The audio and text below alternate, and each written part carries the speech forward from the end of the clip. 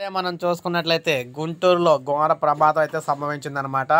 గుంటూరులో ఘోర రోడ్డు ప్రమాదం.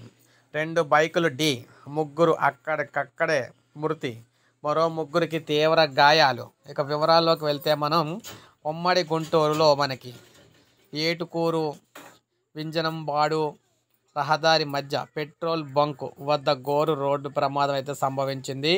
వేగంగా వెళ్తున్న 2 బైకులు ఢీకొన్న ఘటనలో ముగ్గురు యువకులు మృతి చెందారు.